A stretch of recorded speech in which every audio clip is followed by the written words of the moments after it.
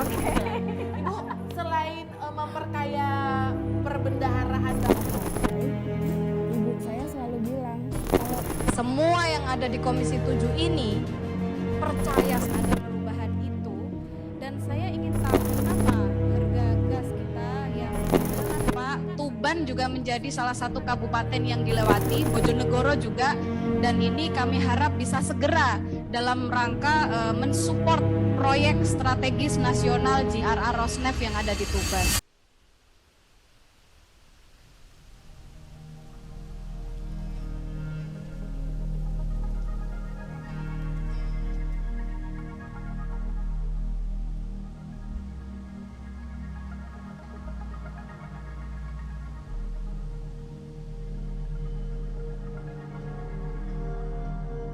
Assalamualaikum, nama saya Ratna Juwitasari, panggilan saya Ratna, umur 29 ke 30 tahun. Kegiatan saya saat ini selain ibu rumah tangga, terus kuliah, saya juga ada kegiatan usaha kecil di rumah. Asal saya dari kota Tuban, Jawa Timur.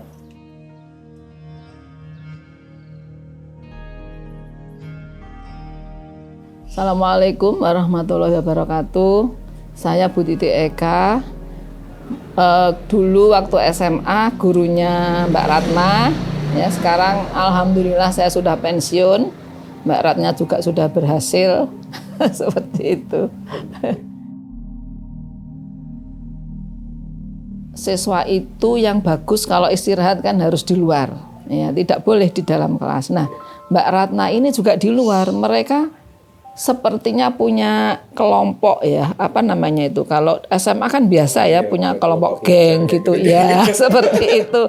Nah kalau istirahat ya gitu, mainnya di kantin ya, main di kantin. Jadi Mbak Ratna itu istilahnya aktifnya itu aktif di seni, tapi juga untuk prestasi akademisnya juga bagus. Dia suka menyanyi, kalau ada acara-acara di sekolah, dia bisa tampil sebagai biduannya. Oh, berarti sering ngisi acara, Bu ya? Ya, Oh, itu pasti. dia aktif juga di OSIS. Terus dia memang suka berorganisasi. Santun, cantik, santun, sumeh ya, suka senyum, suka menyapa. Bu Anis, kalau saya lewat itu dia suka nyapa seperti itu. Sehingga kenangan itu tidak akan mudah. Kalau orang menyebut nama Ratna Juwita, oh itu anaknya, itu masih tetap. semula saya mengenalinya dari kemampuannya tarik suara, kemampuannya menyanyi, karena dalam beberapa event di sekolah Mbak Ratna Juwitasari ini selalu tampil. Oh, sering ngisi ya, Bu ya? Iya, betul. Jadi beliau sering mengisi acara, pra-acara biasanya. Jadi sebelum tamu-tamu datang, beliau tampil membawakan lagu. Awal-awal 2000-an itu sering sih tidak. Saya beberapa kali memang sempat ketemu latihan nyanyi di rumah saya. Gitu. Bersama grup band Jam 1, hanya kadang-kadang saja, tetapi tidak sering, mungkin karena pada waktu itu dia sibuk belajar menghadapi ujian. Barangkali dia sudah kelas 3 waktu itu, sudah mendekati ujian begitu. Terus habis itu kalau Ratna sendiri mulai merasa ada bakat atau mulai suka nyanyi, itu sejak kapan sih? Dari TK. Dari TK udah mulai nyanyi gitu. Nah, dari TK apa yang dilakuin untuk ngasah bakat nyanyi kamu? Suka nyanyi, latihan sendiri, cuman kebetulan nggak pernah kita ikut les vokal gitu. Beberapa kali sih ikut festival, dan dari situ kan biasanya kalau sekolahan yang ngirim gitu kan kita dapat mentor gratis pastinya. Oh, jadi belajarnya cuma dari mentor dari sekolah gitu?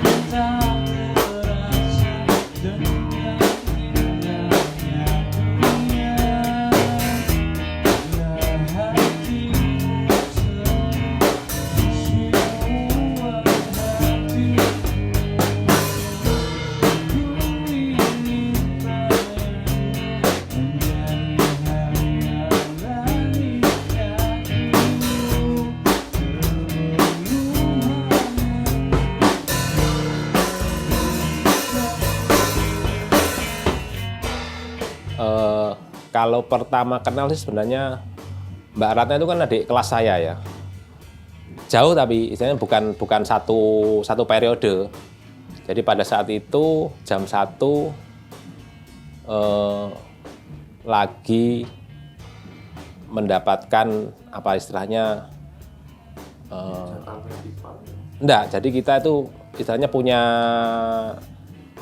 apa ya, pembimbing lah yang bisa sebut itu Mas Debyo. Nah, Mas Debyo itu yang ngangkat jam 1, yang menemukan kita lah artinya, yang membina kita. Nah, di saat itu Mas Debyo itu memang lagi suka ya untuk membimbing teman-teman anak muda Tuban itu untuk bermusik. Nah, setelah jam 1 ini berproses bersama Mas Debyo, kebetulan ada grup band yang lagi menonjol nih. Grup bandnya Mbak Ita, pada saat itu masih SMA. Akhirnya Mas Debyo tertarik untuk mewadahi grup bandnya Mbak Ita itu. Namanya kan dulu BT Band. Memang sempat viral, terkenal lah zaman dulu karena sering menang festival. Jadi kayak kita jam-jam juga tahu. Penasaran, siapa sih anak grup band anyar kok? Vokalnya Mbak Ita. Ya, akhirnya oleh Mas Debyo grupnya Mbak Ita ini disuruh latihan ke studionya jam 1 yang otomatis studionya Mas Debyo. Nah, disitulah awal kita bertemu antara grupnya Mbak Ita dengan grupnya jam 1. Yang ternyata juga masih satu alumni ya, satu sekolahan di SMA 1 itu. Disitulah kita awal interaksinya, kenalnya di situ.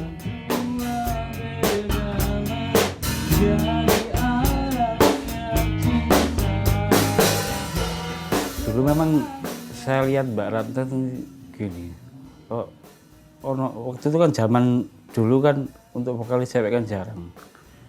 Loh kok ono sing ibaratnya wis mateng ya. Wah iki dadi iki memang serius. Memang kenyataannya gitu. Memang waktu dia sering ikut festival, sering menang kan waktu itu. Saya tahu juga. Waktu itu kita sempat latihan bareng di Mas Debyo dan kita ajak manggung jadi backing vokal. Sih saya ya senang sih istilahnya, malah jam 1 malah kelihatan ikut menonjol juga. Anaknya supel sih, supel terus ya sering membaur lah, mudah membaur sama teman-teman jam 1 waktu itu, sama vokalis jam 1 sendiri sama personel lainnya lah. Dia istilahnya nggak minder, nggak istilahnya dia memposisikan ke rekan-rekan senior kayak kita dulu waktu itu. Itu gak, cuman saya salutnya nggak minder gitu. Kayak anak ini mau belajar ya.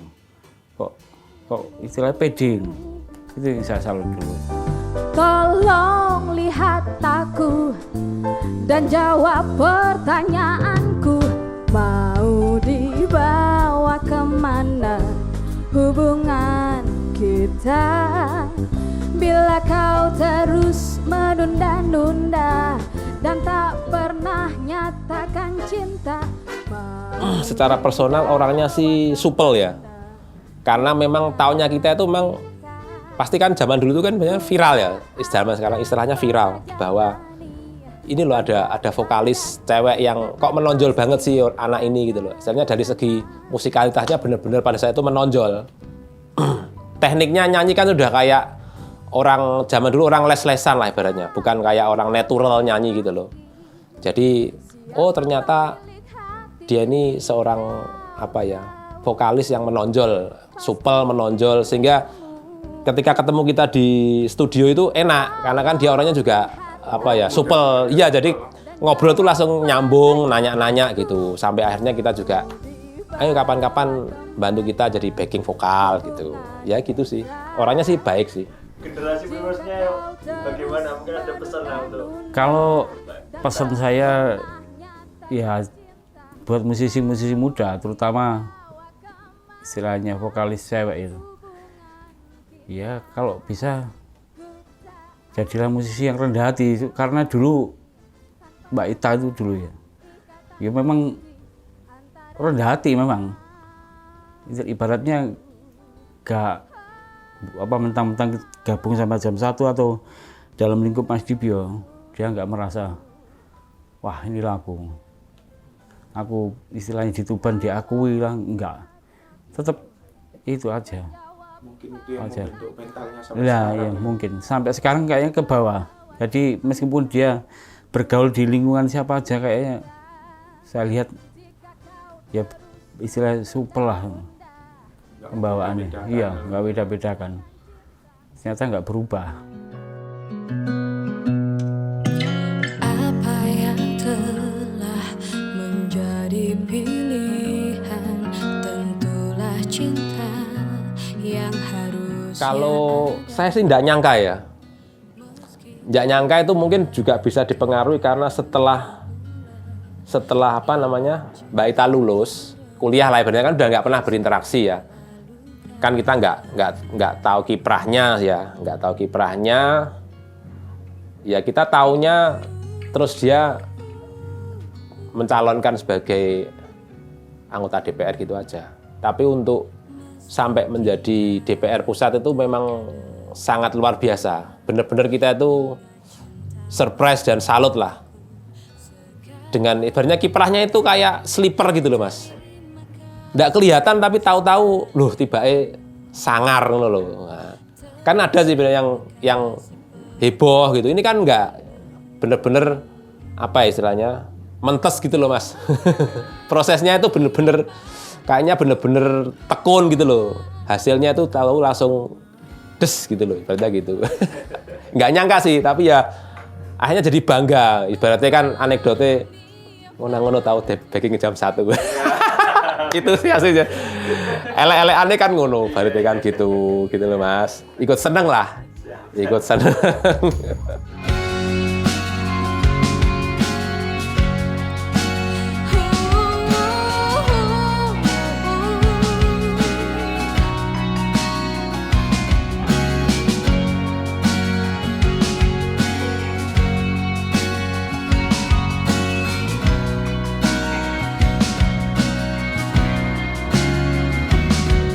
Terima kasih kesabaranmu, terima kasih pengertianmu. Kau memahami apa bentuk cinta, kau memahami apa bentuk cinta. Bertahan dengan aku selamanya. Kau memahami apa bentuk cinta, kau memahami.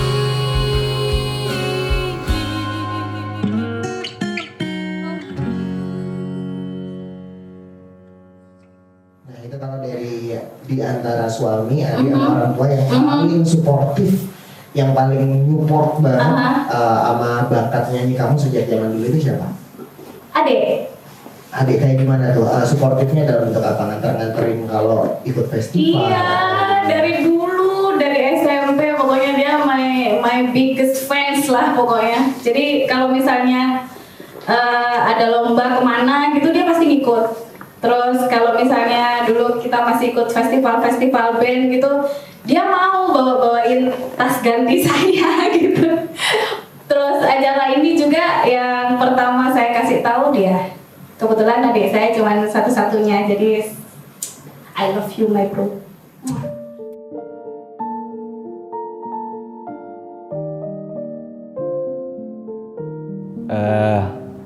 Mbak Ratna itu mungkin apa ya, sosok yang bisa mengerti. Terutama kan saya di rumah itu kan cuma 2 saudara. Kebetulan Mbak Ita panggilan kalau di rumah itu ya kakak saya. Bapak saya itu juga jarang ngobrol, jadi mungkin saya lebih sering sharingnya ke Mbak Ita.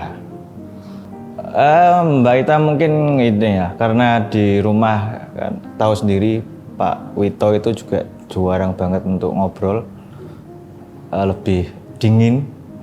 Lah ibu juga sibuk dengan urusan rumah tangga. Mungkin Mbak itu mengasih warna lain lah untuk di rumah. Jadi kadang mungkin ya ini cerita sedikit, mungkin saya orang yang paling nyebelin untuk Mbak Ita karena saya selalu nyari-nyari ikut campur dan lain-lain lah. Kalau sama Mbak lagi kegiatan ya saya pengen ngikut karena dia selalu beli warna yang ceria lah untuk waktu di rumah itu.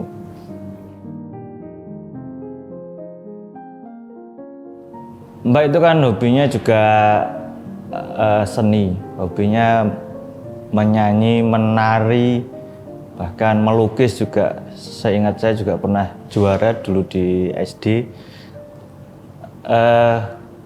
Tapi Mbak itu lebih dominan ke perform, lebih dominan ke nyanyi. Lah, saya selalu ngikut karena ya tadi mungkin adik yang paling nyebelin di rumah ya. Selalu ngikut dan saya berusaha support apapun kegiatannya Mbak lah. Mungkin waktu manggung terakhirnya itu yang mungkin momen dimana Mbak itu juga merasa drop dan alhamdulillahnya saya ada di dekat Mbak Ita. Pernah nggak sih ada pengalaman gitu yang sampai sekarang masih diingat sama pengalaman sama adik itu waktu ikut audisi kayak atau apa mau pengalaman manis atau pengalaman pahit gitu, lucu atau sampai nangis gitu ada nggak? Pengalaman yang paling berkesan sih ya waktu itu saya udah kuliah terus kebetulan ada manggung di salah satu perusahaan semen di Indonesia gitu, kita diundang, saya main, habis gitu ternyata di stage ada hal-hal yang tidak menyenangkan untuk suami saya yang pada waktu itu masih pacar saya, jadi itulah saya terakhir manggung gitu. Jadi saya menangis-nangis bombay sama adik saya dan dia dengan sabarnya cuma bilang, sudahlah, dia kan yang lebih penting daripada sekedar menyanyi, sudahlah, terima saja, kayak gitu-gitu. Jadi, oh ya baiklah, dia memang mendukung saya gitu dalam segala hal. Iya. Tapi sempat nyesel nggak sih pada waktu itu kan tadi dibilang itu adalah terakhir gitu kan, itu terakhir dari ikut festival apa segala macam. Sempat nyesel nggak sih sempat meninggalkan untuk dunia musik itu? Enggak. Karena seorang kekasih. Yes, of course.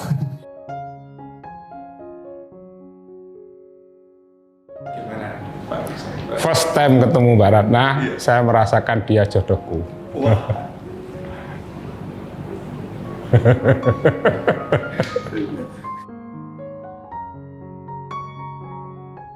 Itu antara ya dan tidak ya. Artinya mungkin di saat itu saya orangnya terlalu serius. Mbak Ratna waktu itu juga ya namanya kami beda 10 tahun. Jadi mungkin hanya itu saja saya yang terlalu serius, tapi kalau melarang manggung itu antara ya dan tidak. Jadi ya saya merasakan bahwa pada saat itu ya kami ingin serius, itu saja sebenarnya. Itu saja. Jadi bukan karena melarang manggung, tidak. Tapi mungkin irama pergaulan yang berbeda, itu saja pada saat itu.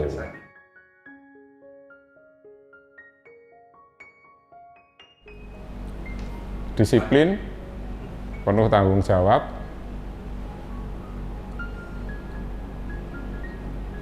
menyenangkan yang jelas. Waktu lagi ada di bawah banget itu pernah nggak? Sering ya. Sering ya. Satu yang paling diingat. Waktu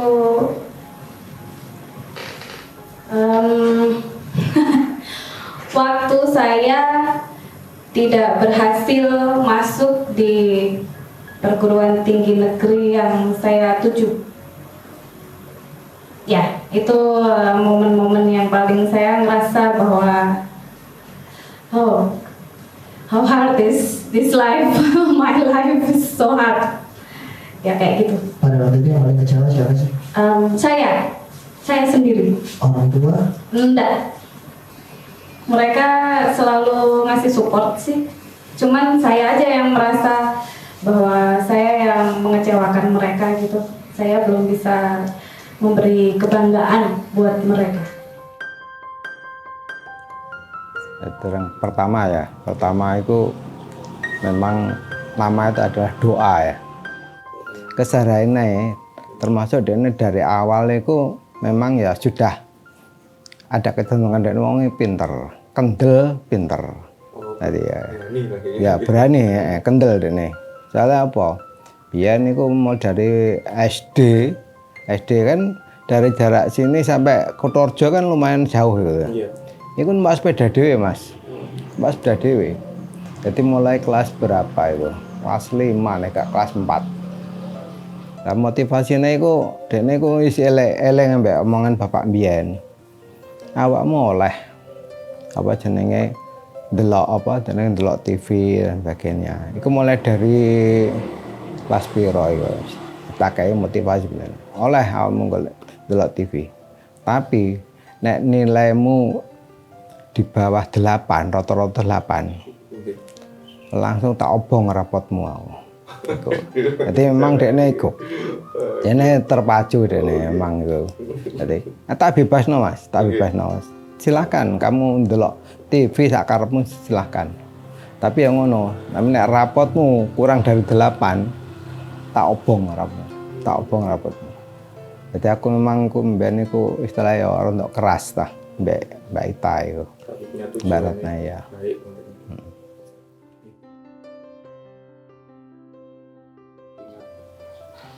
Ya momennya itu ya jenenge anak kan tiap hari kumpul. Kalau kadang apa gitu ya mesti ibu ngomeng gitu tuh lah monggoan ya. Gimana tah? Sama dulu pernah itu kejadian tuh apa itu pernah mecah no apa itu masilah itu. Mangkok enggak tahu kan ya, mesti disentak itu kan biasa gitu. Saya sentak tapi ya masih sekarang masih ibu masih teringat kan, dulu kok mecahno mangkok kok tak sentak gitu kan.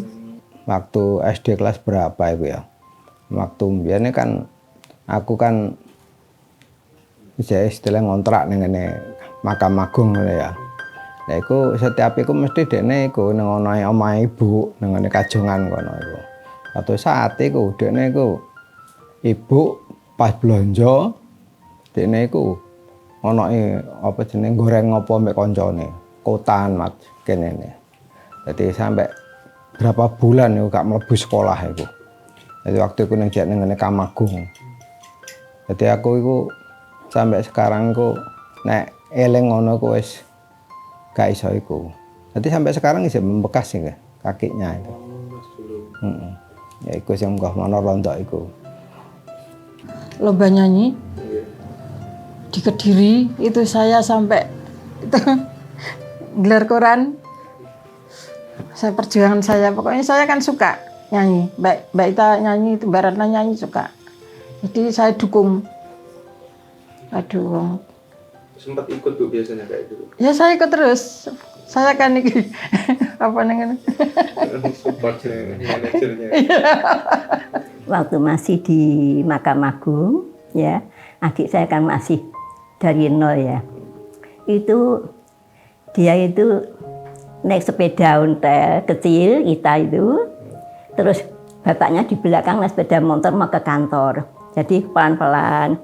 Setelah di SD sepedanya ditaruh belakang, sepeda ontelnya itu disandarkan pada pohon pisang sama bapaknya tuh diberi tali sama kembarannya ya sama bapaknya iya sama bapaknya ya Pak Wito itu ya diberi nanti jangan-jangan roboh itu ya beda kecil gitu itu saya ingat betul gitu yang tidak pernah saya lupakan cuma saya itu kalau ingat itu sampai kudu nangis Mbak ya. Penderitaannya adik saya sampai gitu ya waktu itu. Tapi alhamdulillah sekarang sudah manen. Iya. Anaknya dua-dua sudah bisa menyenangkan hati orang tuanya. Itu Mbak saya. Masih ingat itu, ya itu waktu kecilnya itu ya. Sampai kayak itu sepeda nggak ada jaganya istilahnya. Iya. Iya Mas itu. Yang paling saya ingat si Ratna itu ya perhatiannya terhadap pelajaran saya, terus apa ya, perhatiannya sangat besar gitu terhadap pelajaran saya. Kalau saya lagi mengajar, sepi kelasnya, dan Ratna ini selalu di depan duduknya.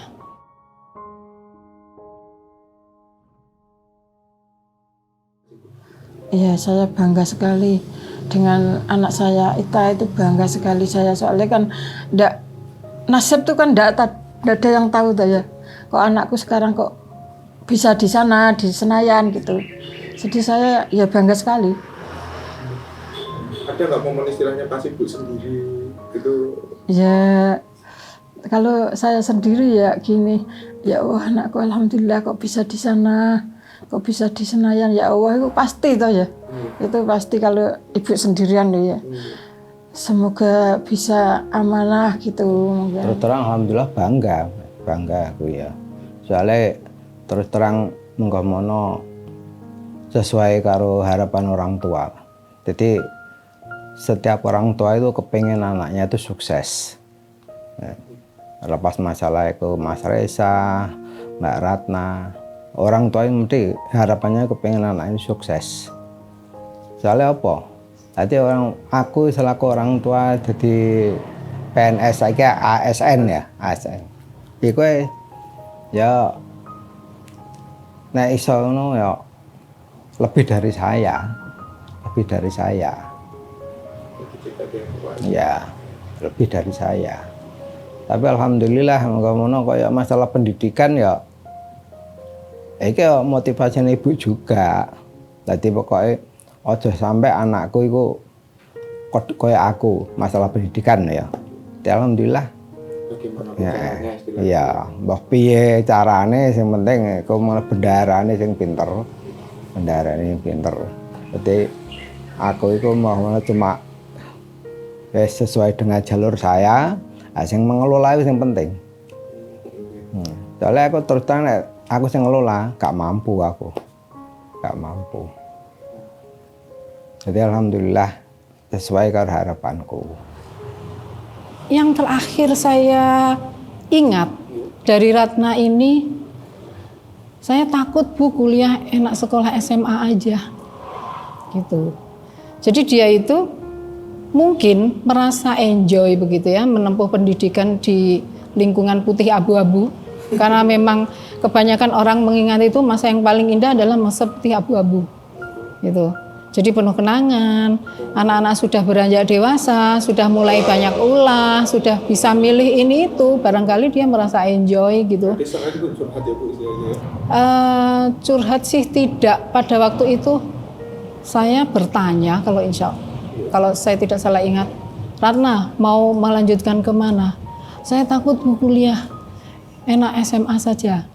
Sehingga beberapa tahun setelah dia lulus, itu dia berkunjung ke sekolah. Piye? Enak kuliah apa enak SMA? Ayo balik SMA saja. Saya begitu. Gitu. Tetapi akhirnya saya tahu bahwa si Ratna yang semula takut kuliah ini ternyata bisa menyelesaikan pendidikan sampai S2-nya. Alhamdulillah. Selamat ulang tahun ya. Semoga selalu sehat,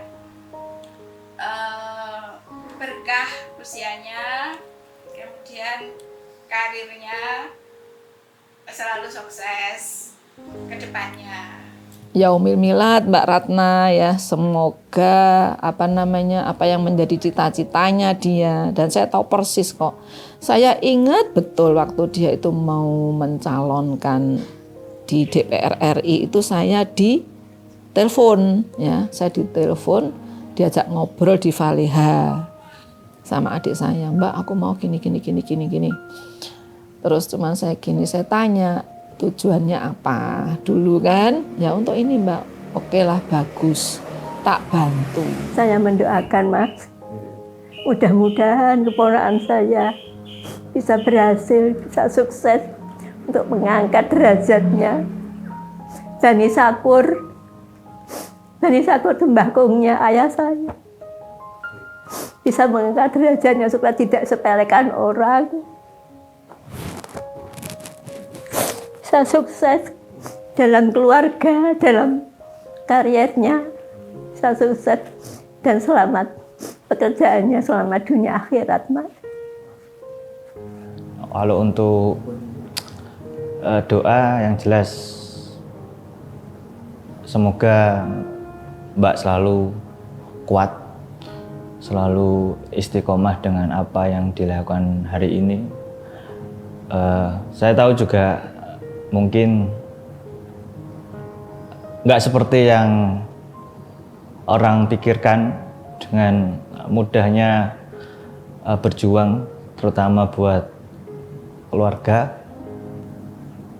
Tidak ada yang tidak mungkin, itu juga yang dibuktikan sama Mbak, seorang orang biasa kita. Terus bisa dikasih kepercayaan sama masyarakat untuk menjadi penyambung lidah untuk masyarakat ke sana untuk kepentingan orang banyak. Dan saya juga ingat cita-citanya Mbak agar suaranya didengar oleh masyarakat seluruh Indonesia. Alhamdulillah sudah mulai tercapai lah. Sekarang ini nggak melalui bernyanyi, malah membawa yang suara yang memang harus didengarkan oleh masyarakat dan untuk memperjuangkan masyarakat. Sehat selalu, Mbak. Ya, semoga kita selalu bersama dalam bahagia, itu yang paling penting. Dan semoga apa yang menjadi tujuan, cita-cita kita bersama, cita-cita Mbak Ratna bisa tercapai sesuai dengan keinginan yang penuh berkah. Itu saja. Ya, dengan nggak mono posisinya sekarang ini ya, moga-moga dekne iso amanah memegang istilahnya kepercayaan dari masyarakat itu. Jadi yang penting tuh doaku itu semoga dekne tetap sehat walafiat, terus memegang amanah, jangan sampai istilahnya neko-neko, sesuai dengan jalur yang benar. Moga-moga kedepannya itu bisa lebih sukses lagi. Ya Allah, moga-moga semoga anak saya kedepannya bisa lebih baik, lebih amanah, lebih sukses. Doa ibu kan harus menyertai anaknya. Setiap langkah, setiap dia kemana, itu doa ibu menyertai dia. Kalau ucapan itu setiap hari itu saya ya berdoa, ya Allah Nduk, hati-hati kemana aja kamu harus selalu berdoa, jangan lupa berdoa. Harus sukses di mana dia berada, harus sehat, jaga kesehatan. Selalu itu. Doa ibu selalu mendoakan anaknya semoga dibaringi segala kewarasan, panjang umur, sukses. Selamat ulang tahun anakku Ratna Juwitasari. Semoga ke depan makin sukses, suara makin banyak didengar. Kalau pada waktu SMA dulu yang didengar adalah suara pada saat menyanyikan lagu-lagu dengan merdunya, ke depan semoga suaranya semakin didengar banyak orang. Kalau dulu hanya didengar oleh orang Tuban, ke depan didengar oleh orang-orang seluruh Indonesia. Motivasi saya ikut audisi Bintang Asik supaya suara saya bisa didengerin sama seluruh Indonesia.